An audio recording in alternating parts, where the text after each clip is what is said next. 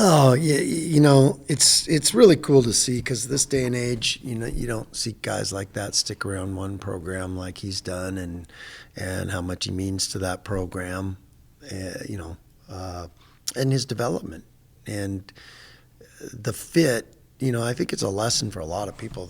Grass is always greener, but there's no system that could fit him any better, and um, so it's really neat to see. It's great for our league to have such a good player, and he's one of the best point guards in the country. No ifs, ands, or buts.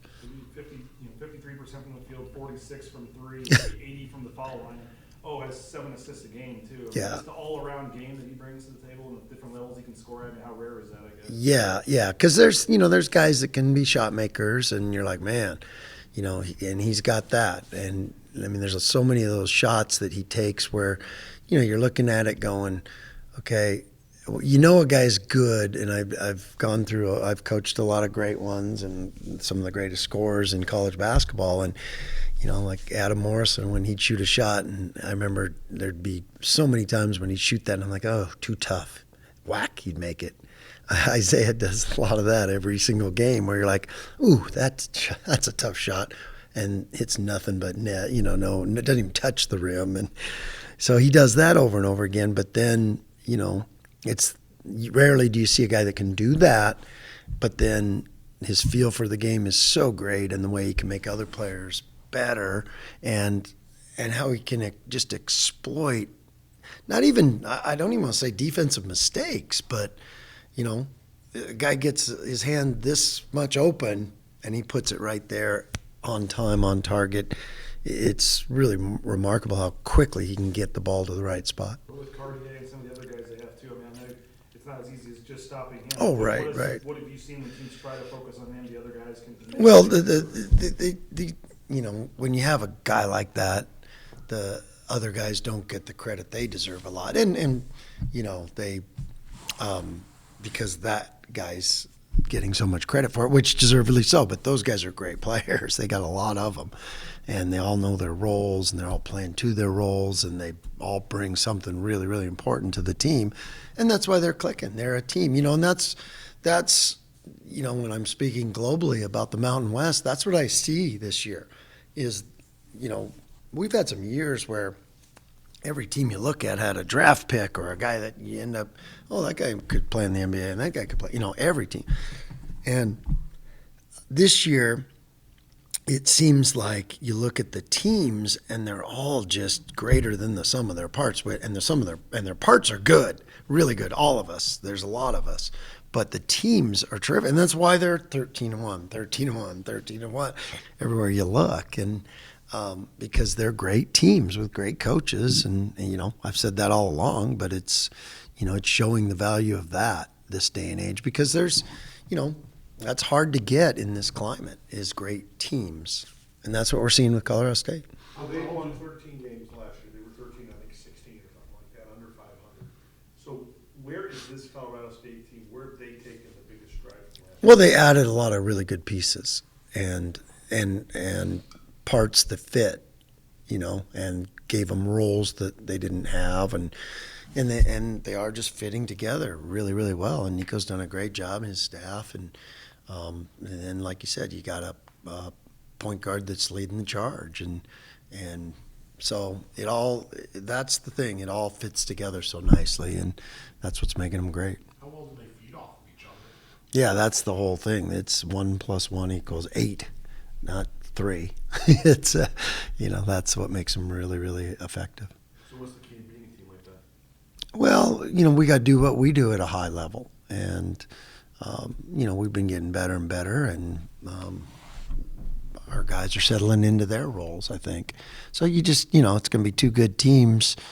It's going to be two good teams out on the floor on Tuesday, and I think it probably comes down to which team just plays better. We're going to do our stuff, they're going to do their stuff, and both teams are going to let the fur fly, and whichever team ends up playing really good probably comes away as the victor. Knowing the road venues and the road slate you have, how important is it at home? Yeah, you can't look ahead because it's daunting, and you can't, it's just going to be like this every night, and you're going to feel like every game is season on the brink, and everywhere is going to be like that in this league, and that's the reality. It's always been the reality of league, but now it's just, when there's this many good teams that on any night can beat anybody, it's going to be. Whether it's a marketing thing or intimidation thing for the opposing team, whatever, historic. I mean, to have the nation's longest home court winning streak right now, what does that mean? Yeah, nothing. it means something. I mean, it's special to me because it means that we've got people helping us, and we've got a crowd, and we've got administrative support. It means on all those levels, it's important to me. But it's just find a way to get the next one. Everyone's going to be just a crusade, and it's not something that, gee, I hope this streak goes to 50. Well, yeah, of course I do, because we want to win every single one. But, you just one at a time, and it's not coach speak. It's just the way we approach it anyways. I mean, it's the way I've always approached this job. Like, okay, what can I do today to keep my job? And you fight for it that way. And so a series of one-day contracts, and it's that way when you play a game. Like, find a way to play a great game on Tuesday. That's it. Coming off that comeback win on Friday, I mean, obviously those last 5 minutes, probably the defense that you want to see all season long. Yeah. How do you kind of carry that over and bring that into Well, it's got to be our identity. It's not, it's not like a one-time deal, and you look at the numbers; they're starting to go where they need to go, and if you do the process and you do the things that you do well, and your numbers will go where you want them to go, and that's where we're headed. Were there any adjustments you made there? Yeah. What was, Yeah. What was kind of behind that kind of turnaround there in the final 5 minutes? Well, I thought it'd be a good idea to not let that guy get 50. That's a good start, Yeah, because he was on track, and yeah, So yeah, we our staff and the players made some great adjustments, and that flipped things for us. But credit to our guys. It's you don't win those games if you're not player led. I thought Omar played more confident and aggressive than he had all season. When you have a guy like that producing in the paint, what does it do for guys like Buzo? We're best always when it's inside out. And, a guy like Omar's a threat, and his ball goes in, and the way he attacks, and he's a great player. And we knew that, and you just got to have patience and be committed to development, and have a player that's committed to development. You've got to remember he was coming off the bench for us for a while, and he was, there was a lot of games where he didn't get that many touches, and part of it was on the system that he was adjusting to and figuring out how to, but he was so coachable through that he's become such a better player because of it.